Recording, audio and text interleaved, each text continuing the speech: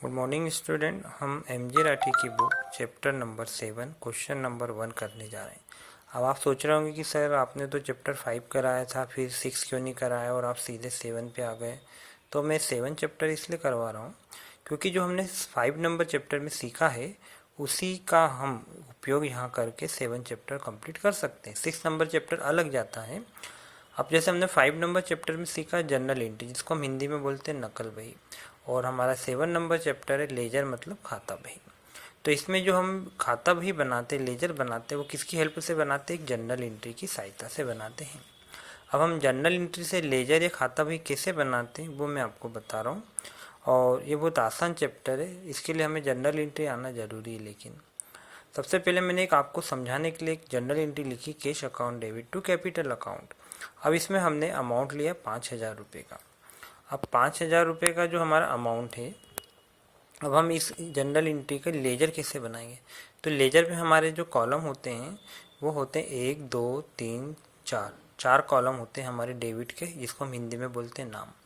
और 4 कॉलम होते हैं 1 2 3 4। 4 कॉलम होते हैं हमारे क्रेडिट के, जिसको हम हिंदी में क्या बोलते हैं? जमा। और अंग्रेजी में हम इसको क्रेडिट और इसको हम हिंदी में बोलते हैं नाम। ठीक है। अब उसके बाद में हम क्या करते हैं, बहुत ध्यान से सुनिएगा कि हमें कौन सा अकाउंट बनाना है। इसमें हमने देखा जनरल एंट्री में 2 अकाउंट आ रहे हैं, एक कैश अकाउंट आ रहा है और दूसरा आ रहा है कैपिटल अकाउंट। मतलब हमें कितने अकाउंट बनाने पड़ेंगे? अगर हम चाहें तो 2 बनाने पड़ेंगे, कैश अकाउंट और कैपिटल अकाउंट। तो हमने पहले जैसे कैश के कॉलम बनाए, ऐसे हम कैपिटल के भी कॉलम बना लेंगे, तब हमारे पास दोनों के कॉलम बन के तैयार हो गए। अब हमें एंट्री करना है, तो हमें सबसे पहला अकाउंट कौन सा आ रहा है? Cash account. ठीक है, तो हम ऊपर हेडिंग क्या डाल देंगे? Cash account. अब हमें कैश अकाउंट बनाना हमने शुरू कर दिया, तो इसमें एंट्री कैसे करेंगे? तो कैश अकाउंट के अपोजिट में क्या आता है? कैपिटल। ध्यान से सुनिएगा, कैश अकाउंट के अपोजिट ने उल्टे में। क्यों उल्टा अपोजिट क्यों बोल रहा हूँ मैं? ये डेबिट हो रहा है तो इसका उल्टा क्या हो गया? अपोजिट क्या हो गया? क्रेडिट। तो कैश के अपोजिट में क्या आ रहा है? कैपिटल। ओके। और ये जनरल एंट्री में क्या हो रहा है? क्रेडिट हो रहा है, तो हम इसको लेजर में कर देंगे डेबिट। तो लेजर में हम जब भी लिखते हैं तो इसके लिए कौन सा सिंबल यूज़ करते हैं? टू का। कौन सा सिंबल आता है इसलिए कौन सा शब्द इस्तेमाल करते हैं? टू। तो हम क्या लिखेंगे? To capital. ठीक है, आगे समझ। तारीख कौन सी? अप्रैल 1, तो अप्रैल 1 लिख दी। ईयर था 2019 18, जो भी आपकी बुक में वो हम यहाँ लिख देंगे। और अमाउंट कितना लिख देंगे? 5,000। अब उसके बाद में हमें दूसरा जो है कौन सा अकाउंट बनाना? कैपिटल। हमने हेडिंग लिख दी ऊपर कैपिटल अकाउंट। अब कैपिटल अकाउंट में एंट्री करना, तो कैपिटल के अपोजिट में क्या आ रहा है? कैश आ रहा है। कैपिटल हमारा जनरल एंट्री में क्रेडिट हो रहा है, तो इसके अपोजिट में जो कैश आ रहा है वो हो रहा है हमारा डेबिट हो रहा है। तो हम क्या करेंगे कि इसका जो मतलब डेबिट हुआ जनरल में, तो लेजर में क्या हो जाएगा? ये क्रेडिट। तो क्रेडिट के लिए हम कौन सा वर्ड यूज़ करते हैं? बाय। बाय। ये हमारा डेबिट साइड है और ये हमारा क्रेडिट साइड।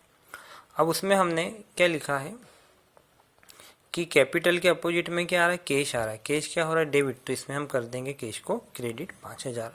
तो इसमें हमें 2 चीज़ों का ध्यान रखना है, वेरी इंपॉर्टेंट, कि इसमें हम क्या करते हैं? Double opposite. आपको समझाने के लिए मैं क्या लिख रहा हूँ? Double opposite.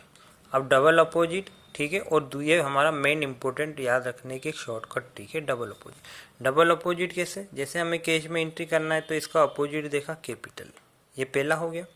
ठीक है। अब दूसरा अपोजिट क्या है? जब कैश हमारा डेबिट हो रहा है तो उसका अपोजिट क्या हो गया? क्रेडिट। ठीक है। तो हमें जब इस जो भी वर्ड है, मतलब पहले फिर से समझ लीजिए इसको, कैश में एंट्री करना है हमें, तो कैश का अपोजिट देखेंगे पहला। ये 2 अपोजिट होगा, मैंने कहा था डबल अपोजिट, ये पहला अपोजिट। अब इसके बाद में जब हमें ये क्या हो रहा है? क्रेडिट हो रहा है यहाँ पर, तो हम इसको कर देंगे डेबिट। ठीक है, ये दूसरा अपोजिट हो गया, मतलब डबल अपोजिट हम इसलिए इसको बोलते हैं।